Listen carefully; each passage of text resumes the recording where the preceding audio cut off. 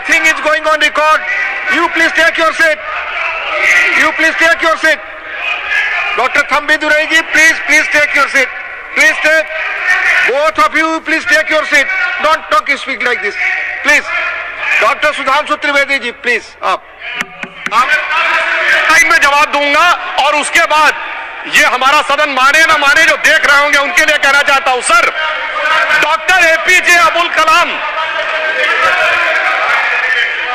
राष्ट्रपति महोदय, मैं आपके माध्यम से सरकार का ध्यान अति गंभीर विषय सरकारी कर्मचारियों के सामाजिक सुरक्षा हेतु पुरानी पेंशन व्यवस्था बहाल करने की तरफ दिलाना चाहता हूं। महोदय, आज उत्तर प्रदेश के 15 लाख कर्मचारियों ये विषय उठ चुका है। देश के लगभग आपके श्री धर्मेंद्र यादव जी ने उठाया। बस जो सदन में एक विषय उठ जाता है प्राय उसको उठाया नहीं। सर लगभग 1 करोड़ शिक्षकों, कर्मचारियों एवं अधिकारियों के सामाजिक सुरक्षा के लिए मिलने वाली पुरानी पेंशन व्यवस्था को समाप्त कर नई पेंशन व्यवस्था एनपीएस लागू कर दी गई है और आपके 1 अप्रैल से एकीकृत पेंशन व्यवस्था यूपीएस भी लागू की जा रही है। महोदय, आपके माध्यम से मेरी मांग है कि महोदय शाह कीजिए। सर बस मांग कर लूं, कर लीजिए। आपके माध्यम से सरकार से मेरी मांग है कि शिक्षकों, कर्मचारियों, अधिकारियों की सामाजिक और आर्थिक सुरक्षा हेतु पुरानी पेंशन योजना ओपीएस को जल्द से जल्द बहाल किया जाए और पेंशन की गारंटी भी प्रदान की जाए। काहे परेशान Vaiko ji, honourable member Vaiko ji, oh my God, Vaiko ji,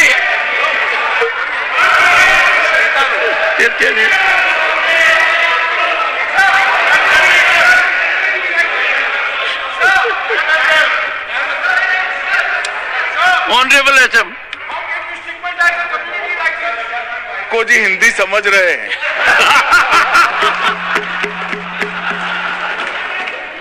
One second. Fauziya Khan. One second. First, I think. One second. Sir, क्या?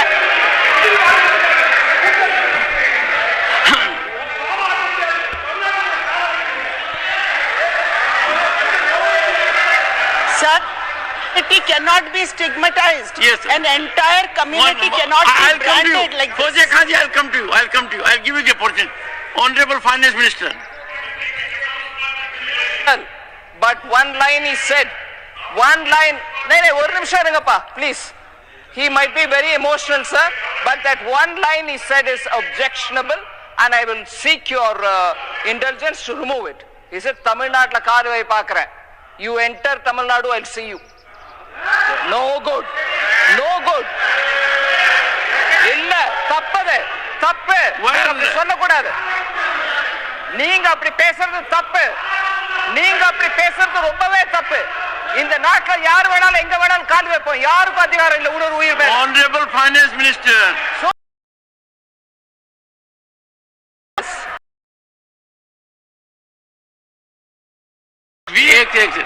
Honorable member, if you would carefully go through what Sudhanshu has said, I am sure you will appreciate his spirit. Just think for a moment. He has not cast any aspersions. Sudhanshu, go ahead. And what is worse is the chairman lending respectability to that view. Oh my. That is even worse. Honorable That is even worse. Minister. मान्यवर, सुधांशु जी ने मुसलमानों के लिए कुछ नहीं किया है।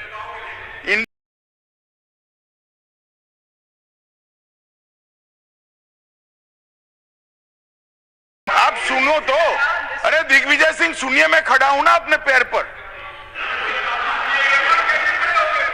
मान्यवर,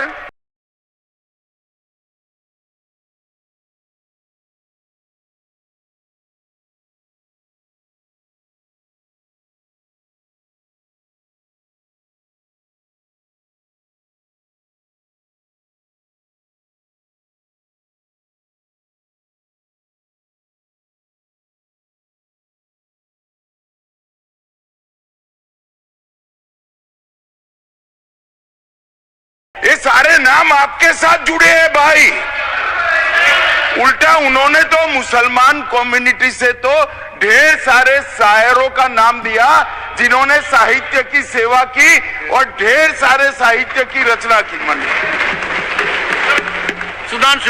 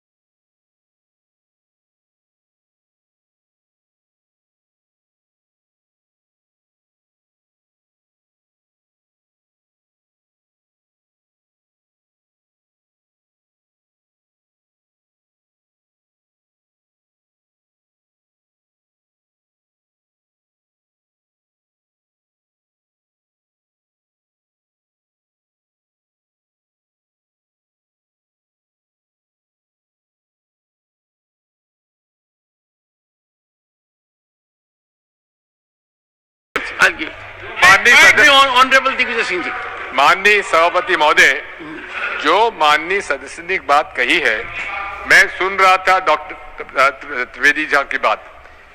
उन्होंने कहा था ऐसे मुसलमान हम लोगों के साथ है और वैसे वैसे मुसलमान इन लोगों के साथ है। बात यह है कि आपने जिस तरह से इस पूरी बात कही है ये घोर आपत्तिजनक है, अपमानित करती है, और जो माननीय सदस्य ने भी मेरे बारे में भी कहा है मैं उनकी निंदा करता हूं।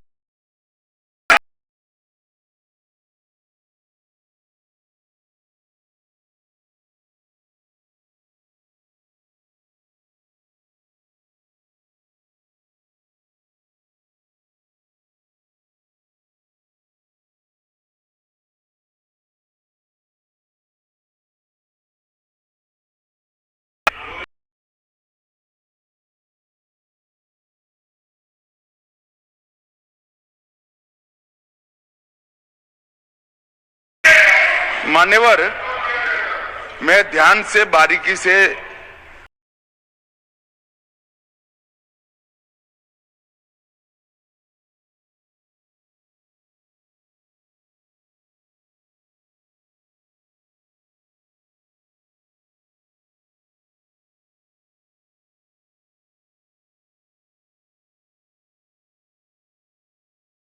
में आरएसएस का हाथ था, तो अभी खड़े होकर माइक चालू कराकर बुलवा दीजिए। Nothing is going on record. You please take your seat. You please take your seat. Dr. Thambi Durai ji, please take your seat. Please take. Both of you, please take your seat. Don't speak like this. Please.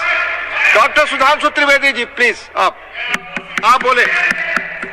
माननीय सभापति महोदय, आज इस पुराने वक्त की आखिरी रात में खड़े होकर इस नए वक्त के आगाज की नई सुबह के दिन मैं प्रधानमंत्री श्री नरेंद्र मोदी जी, हमारे अल्पसंख्यक मामलों के मंत्री किरण रिजिजू जी का मैं बहुत इस्तकबाल करता हूं।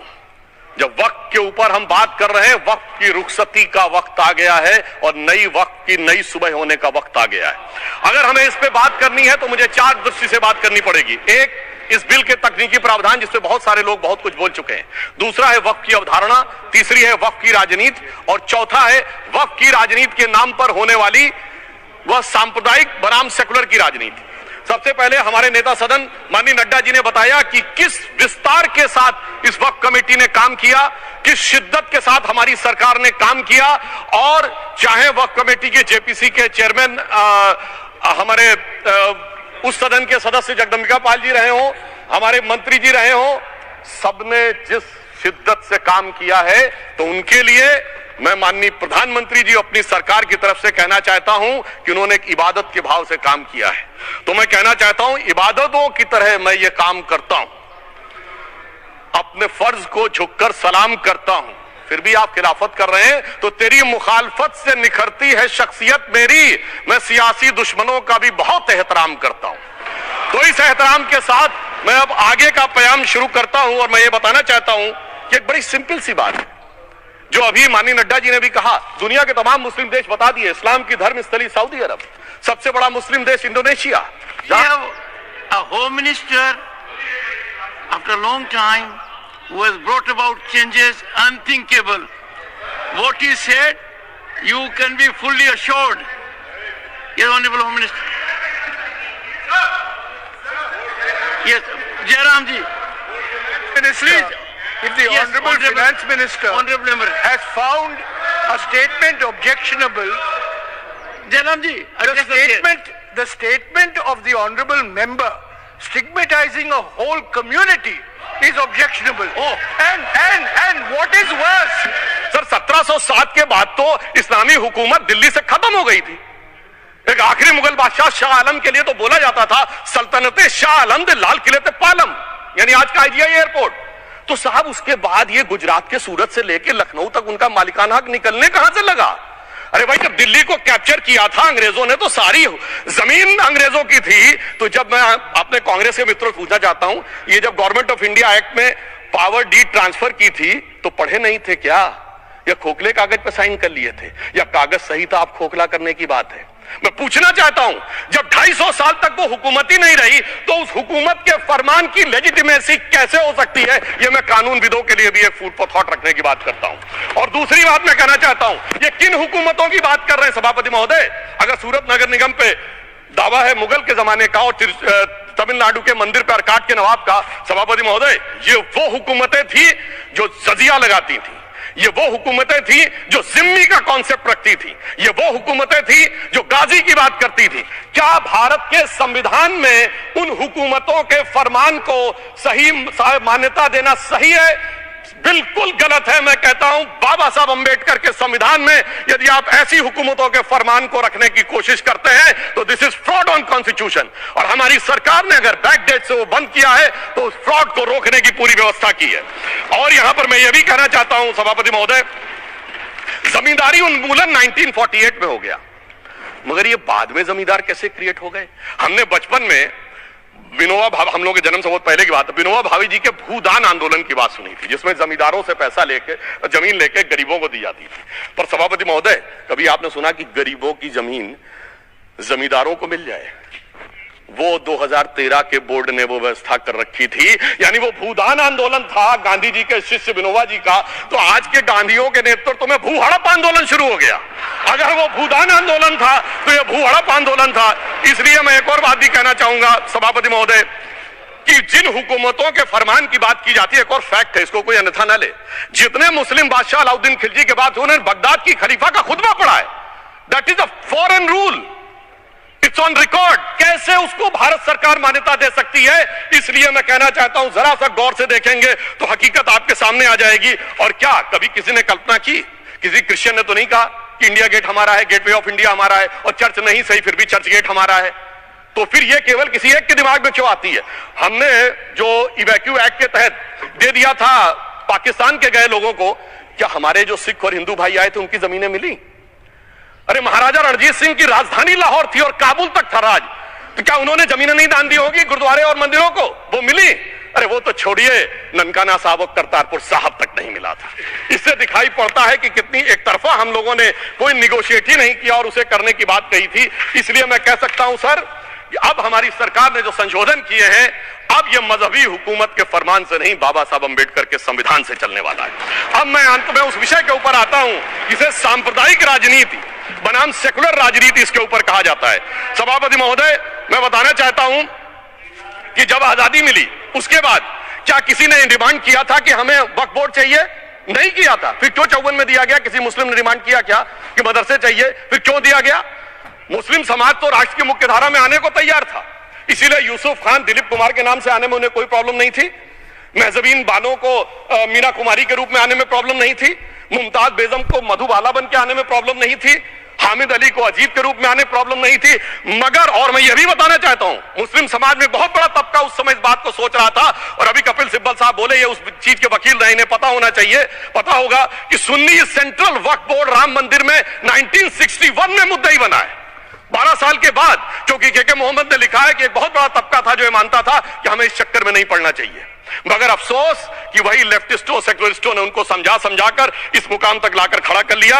अब यहां मैं एक और बात कहना चाहूं, खैर छोड़िए उन सरकारों ने बाद में क्या दिया, मगर उसके बाद सुनिए, इंदिरा जी के जमाने में मुस्लिम पर्सनल लॉ बोर्ड आया, तो राजीव जी के जमाने में शाबानो केस आया, तो नरसिम्हा राव के जमाने में 95 का एक्ट आया, तो मनमोहन सिंह जी के जमाने में 2013 का एक्ट आया, मगर इलाज नहीं निकला। तो इसे एक शेर में कहूंगा कि मरीजे सेकुलर इश्क पर लानत खुदा की, मर्ज बढ़ता गया जो दवा की। अब मैं सभापति महोदय एक और बात कहना चाहता हूं, शुरू के 20-25 साल में मुस्लिम समाज के बारे में मैं कहना चाहता हूं। आज जब आजादी मिली तो मुस्लिम समाज के प्रतीक कौन थे? उस्ताद बिस्मिल्लाह खां, उस्ताद फरीदुद्दीन डागर, उस्ताद बड़े गुलाम अली, उस्ताद जाकिर हुसैन जिनकी अभी कुछ दिन पहले डेथ हुई, बड़े बड़े नगमा निवार, हसरत जयपुरी, मजरूर सुल्तानपुरी, साहिर लुधियानवी, कैफी आजमी, जोश मलियाबादी, जिगर मुरादाबादी। अब सर क्या हो गया? तब मुस्लिम समाज इन अदब के शाहकारों के साथ जोड़ा जाता था। आज मुस्लिम समाज का नेतृत्व किन लोगों के साथ जोड़ता है? इशरत जहां, याकूब मेनन, मुख्तार अंसारी, अतीक अहमद, दाऊद इब्राहिम, कौन जोड़ रहा है ये? तब से सर, जब से ये सेकुलर हो गया देश 1976 से और सेकुलर सियासत शुरू हुई, उसने ले जाकर इनको इस मुकाम तक पहुंचाया। और इस वक्फ बोर्ड के बिल में भी जो बात कही जा रही है, सर मुस्लिम समाज को यह समझाया गया कि तुम्हें बीजेपी वालों को तुमसे बड़ी अदावत है, और कहा गया इनको बड़ी मोहब्बत है। जब यह देश आजाद हुआ, मैं उत्तर प्रदेश का रहने वाला हूं, उत्तर प्रदेश में 1931 की सेंसस में 8% रेट ऑफ डेथ थी और सैयद मुसलमानों में 24% थी, यूपी की ब्यूरोक्रेसी में 20% थे। आज कहां चले गए सब? मैं एक लाइन में कहना चाहूंगा, ये अदावत और मोहब्बत की सियासत में ऐसे फंसे कि किसी को किसी की मोहब्बत ने मारा, किसी को किसी की अदावत ने मारा, मगर इस शराफत अली को सेकुलर सियासत ने मारा। और मैं सभापति महोदय एक और बात कहना चाहता हूं कि चलिए बोलिए। Fauzia Khan, please one second, mike is there, yes. ये बोल रहे हैं मुस्लिम समाज आज का इशरत जहां और फलाना टेररिस्ट के साथ नाम जोड़ रहे हैं।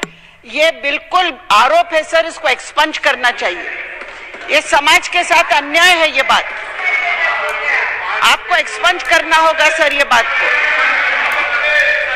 जहां खलीफत रही वहां टर्की, और जहां ISIS का इलाका, वहां इराक और सीरिया, वहां कहीं भी कुछ भी नहीं है ऐसा, फिर भी हमारे यहां क्यों है, कैसा? तो मैं कहना चाहूंगा सभापति महोदय, एक हिंदी में कहावत होती है, नया मुल्ला प्याज ज्यादा खाता है, परंतु यहां तो जो गैर मुल्ला प्याज बहुत खा रहा था, और इतना खा रहा था कि आंसू निकल रहे थे गरीब मुसलमान के भी और देश के भी। इसलिए मैं कहना चाहता हूं सभापति महोदय, अगर छोड़ दीजिए भारत की बात करिए, तो क्या ऐसी कोई शक्ति सिखों के पास है, ईसाइयों के पास है, यहूदियों के पास है, पारसियों के पास है? नहीं है। छोड़ दीजिए, इस्लाम के अंदर आइए। अगर इतना भाईचारा है तो ये सुन्नी वक्फ बोर्ड और शिया वक्फ बोर्ड अलग क्यों है मेरे भाई?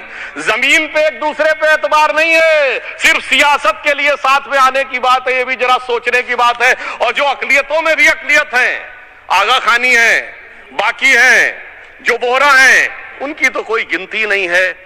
हमारी सरकार ने पहली बार मुस्लिम समाज के अंदर भी ईमानदारी से सबको समान प्रतिनिधित्व देते हुए एक नई सुबह के नए वक्फ का आगाज किया है। इसके लिए मैं सरकार को बधाई देना चाहता हूं। और सिर्फ ऐसा ही नहीं है, मुस्लिम समाज के अनेक लोग इस प्रकार के नियमों से बहुत प्रभावित हुए और बहुत प्रताड़ित हुए, जिसके अनेक उदाहरण बहुत लोगों ने बताए होंगे। मोहम्मडन एजुकेशन सोसाइटी कोल्हापुर का केस है, ईदगाह मैदान हुबली का केस है, जिसको सुप्रीम कोर्ट ने साफ साफ उसको हुबली धारवाड़ म्युनिसिपल कॉर्पोरेशन को वापस कर दिया। अनीसा अयाशा वर्सेस तमिलनाडु वक्फ बोर्ड का केस है, तेलंगाना स्टेट वर्सेस मोहम्मद मुजफ्फर का केस है, हिमाचल प्रदेश वक्फ बोर्ड वर्सेस ख्वाजा खलीलुल्लाह का केस है, और सभापति महोदय ताजमहल पर भी दावा कर दिया गया। अब तो मैं पूछना चाहता हूं, और सुप्रीम कोर्ट ने अपने जजमेंट में कहा कि भाई शाहजहां के जमाने का लिखा फरमान लेके आइए, तब हम मानेंगे कि इस पे कोई दावा है या नहीं। आप सोचिए कि अगर ये वक्त का कानून इसी ढंग से चला होता तो क्या होता। अभी हमारे जॉन ब्रिटास जी और मनोज झा जी ने बहुत सारी बातें बोली थी। एक प्यास की बात बोली थी, उन्होंने उड़ीसा के ग्राहम स्टोन्स का जिक्र किया था, तो उसमें तो कांग्रेस की सरकार सीबीआई की इंक्वायरी नहीं कर पाई थी। मगर जब ताजमहल का उल्लेख आता है सभापति महोदय, तो एक प्यास मुझे याद आ जाती है। जब शाहजहां जेल में था और दूर से उस ताजमहल को देखता था और उसे सिर्फ एक सुराही पानी मिलता था और उसने औरंगजेब से कहा एक सुराही पानी और भिजवा दो, तो जानते उसने मना कर दिया। तो दुखी होकर शाहजहां ने फारसी में लिखा, ए पिसर तू अजब मुसलमानी, जे पिदरे जिंदा आप तरसानी, आफरीन हिंदुआन सदबार, जे देहंद पिदरावा मुर्दा देवम आप। मतलब तू कैसा मुसलमान है जो जिंदा बाप को पानी के लिए तरसा रहा है, तुझसे तो आफरीन 100 बार उन हिंदुओं को है जो पितृपक्ष में मरे हुए बाप को भी पानी देते हैं। और सभापति महोदय, मैं बताना चाहता हूं कि ये हमने ईमानदारी से मुस्लिम समाज के कल्याण के लिए बात की है, क्योंकि एक तरफ खड़ा हुआ है ईमानदार मुसलमान जो शराफत के साथ ईमान को गले से लगाए हुए है, और दूसरी तरफ कुछ चंद सरमाएदार हैं जो उस अमानत में खयानत करके शरारत के साथ उसके झंडा बरदार बनना चाहते हैं। तो ये मुकाबला किसके बीच में है? ये शराफत अली और शरारत खान के बीच में मुकाबला है। हमारी सरकार शराफत अली के साथ खड़ी है, हमारी गरीब मुस्लिम के साथ खड़ी है। ये गरीबों गुर्बत वाले गुर्बत अली और सरमाएदारे वाले गाजी खान के बीच का इलाका है। मगर मैं कहना चाहता हूं महोदय, एक बात मैं बहुत स्पष्ट रूप से कहना चाहूंगा, इन जरूरतमंद मुसलमानों की लड़ाई के लिए मैं कह सकता हूं कि ये गरीब मुसलमानों के दिल की कसक और कट्टरपंथी वोट के ठेकेदारों के मन की ठसक के बीच में हमारी सरकार ने उस कसक का साथ दिया है, जिसके लिए मैं मानता हूं गरीब और पसमंदा मुसलमान निश्चित रूप से उनका आभारी होगा। हाँ, मगर जब इसकी बात आती तो भी माननीय खड़गे जी भी बोल रहे थे, माननीय संजय सिंह जी भी बोल रहे थे, मनोज झा जी भी बोल रहे थे कि साहब आपके यहाँ वो कितने पुजारी हैं और कितने किस वर्ग के पुजारी हैं। तो मैं उनको बताना चाहता हूं, केवल अकेले जूना अखाड़े ने पिछले साल 71 SC ST लोगों को महामंडलेश्वर बनाया। अरे आप तो हमारे सदन में बैठे हुए बाल योगी उमेश नाथ जी नहीं दिखते। वैसे तो कहा जाता है जात ना पूछो साधु की, मगर मैं बताना चाहता हूं विश्व हिंदू परिषद के 50,000 से अधिक पुजारी ट्राइबल्स में जो शेड्यूल कास्ट है जो काम कर रहे हैं। मगर मैं हद अदब से पूछना चाहता हूं, बताइए मुल्ला मौलवी मुफ्ती मुकर्रम पारी हाफिज में से कितने पसमंदा हैं?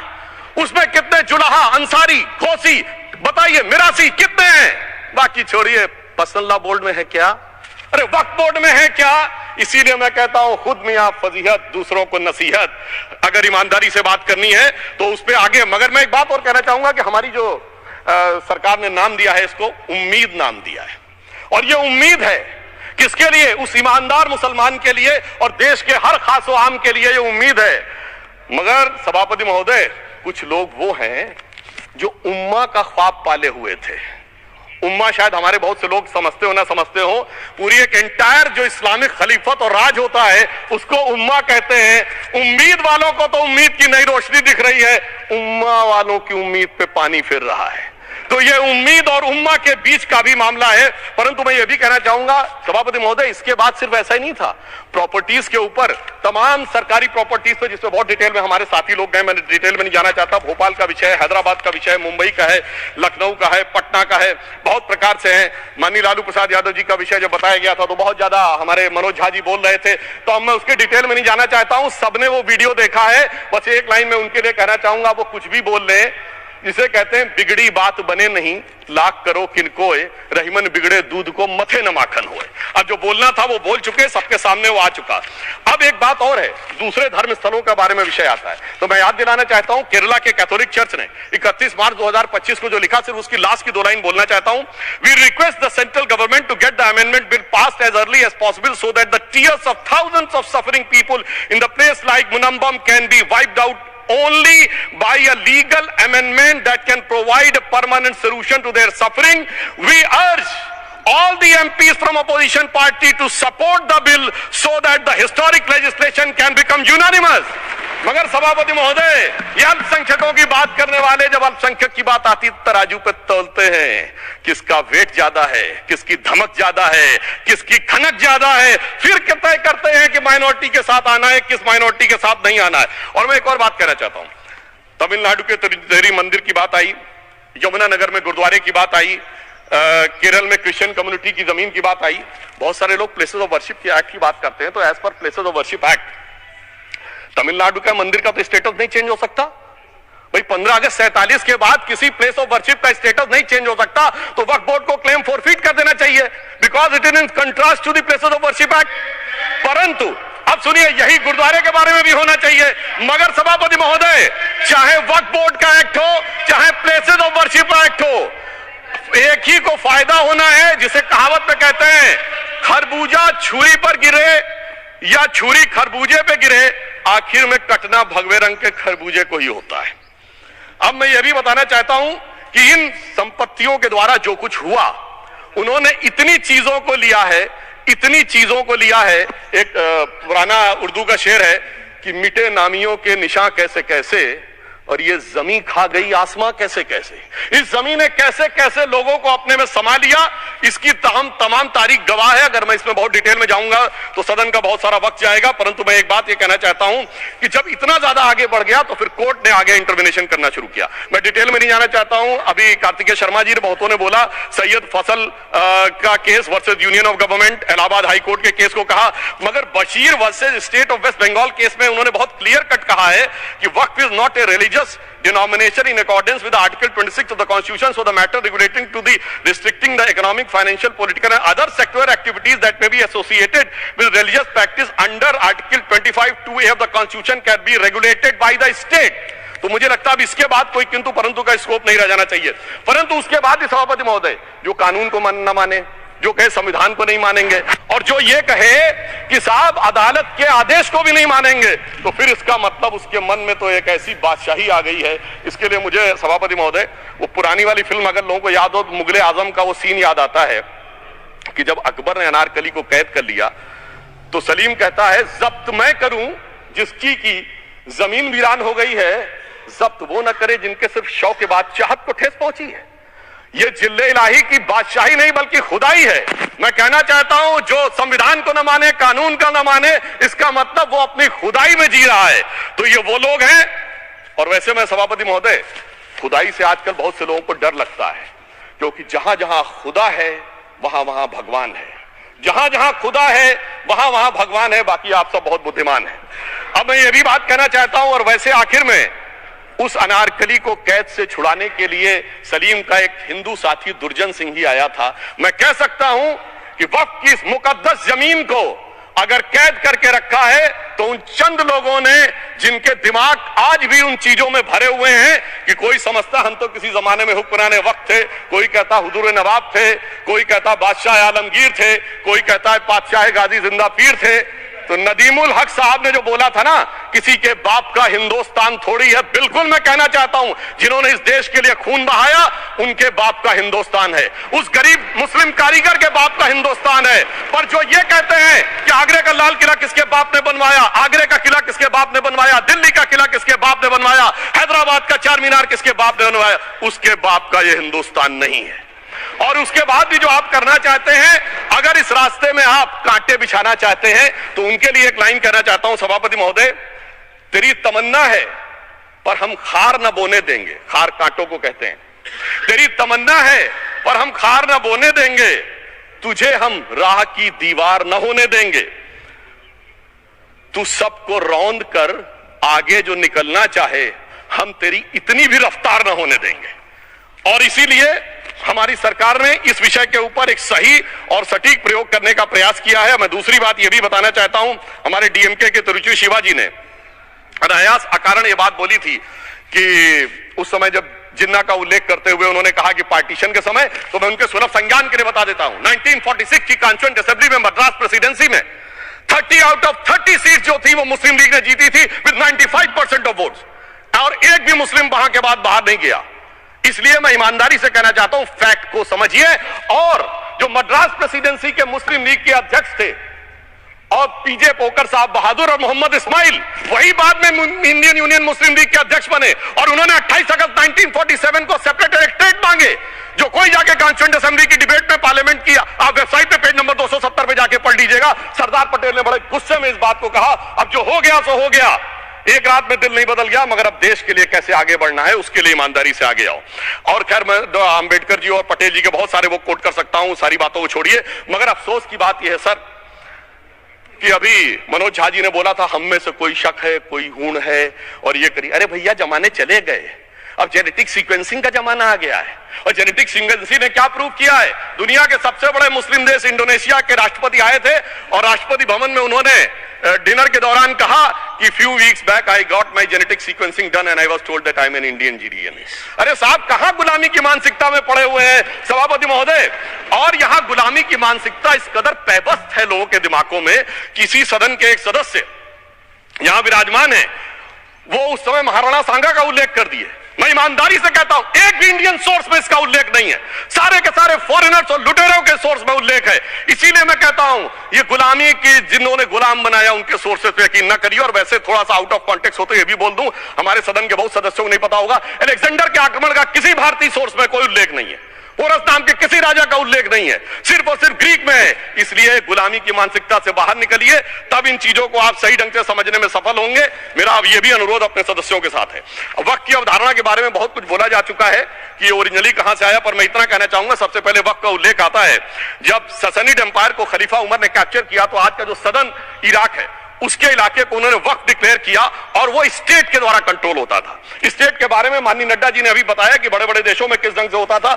सर सैयद अहमद खान ने भी वक्फ को मूल इस्लाम का हिस्सा न मानते हुए इसके लिए मुजार शब्द कहा है, जो शरिया के अंतर्गत आता है, और इसी के लिए उन्होंने फतवा आलमगीरी को भी कोट किया था। और इसीलिए 1894 की जो प्रिवी काउंसिल का जजमेंट जो आया था वो वक्फ अल औलाद के खिलाफ आया था। मगर सभापति महोदय, 1906 में कलकत्ता कांग्रेस अधिवेशन में कांग्रेस ने प्रस्ताव पारित किया कि प्रिवी काउंसिल के जजमेंट में कुछ गलती है, इसे बदलना चाहिए। क्योंकि 1904 में जिन्ना कांग्रेस को ज्वाइन कर चुके थे, इसलिए मैं कहना चाहता हूं फिर 1913 में वो जजमेंट बदला गया। हमारे सदन के बहुत से सदस्यों ने इस सदन और दूसरे सदन में बोला है, मैं एक सेंटेंस बोलता हूं, लगेगा जैसे वही लोग बोल रहे हैं।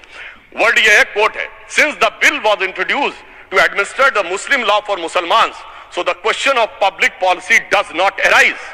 लगता है जैसे हमारे कोई सदस्य बोल रहा हूं। सर, ये मोहम्मद अली जिन्ना ने अप्रैल 1913 में ही used this word while moving the report of the select committee to the imperial legislative council. Sir, 1913 से 2013 तक भाषा ही नहीं बदली, और आज भी भाषा नहीं बदल रही है। हमें ईमानदारी से, और उस समय यूपी और बंगाल ने उसका विरोध किया था, आज यूपी और बंगाल के लोग किस तरीके से साथ में है वो पूरी तरीके से दिखाई पड़ता है।